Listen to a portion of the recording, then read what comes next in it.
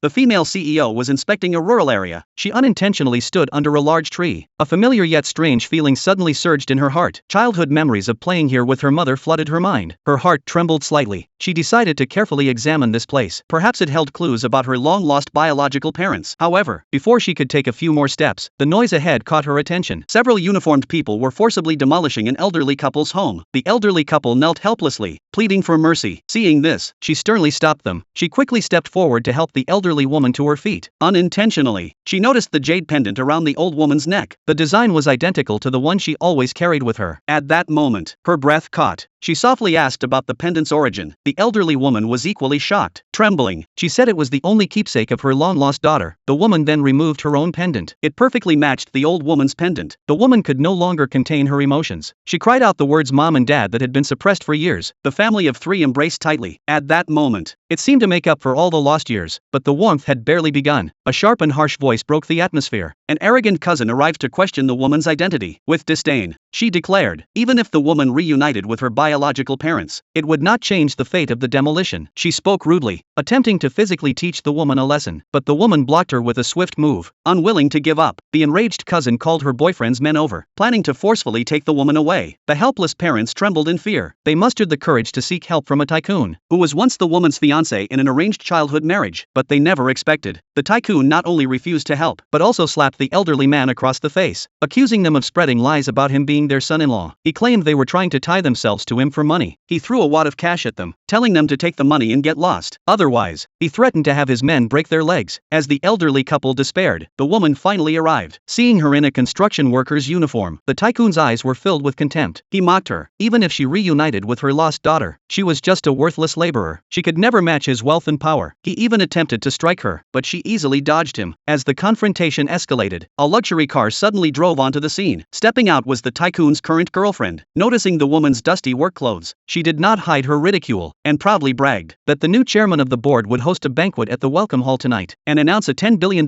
investment into her company. The tycoon instantly felt smug. Confident he was on the path to becoming the world's richest man, he publicly declared his intent to annul the engagement with the woman. The crowd joined in mocking her, calling her the daughter of worthless garbage collectors, claiming she was delusional to think she could change her fate. But the woman smiled calmly. She stared directly into the tycoon's cold eyes, and coldly declared that he was unworthy of her. The crowd found her words utterly ridiculous. They laughed at her, saying a rural nobody could never rise above her station. But just as everyone eagerly awaited the new chairman's appearance, the woman, dressed in a stunning gown, slowly entered the venue. Everyone was utterly stunned.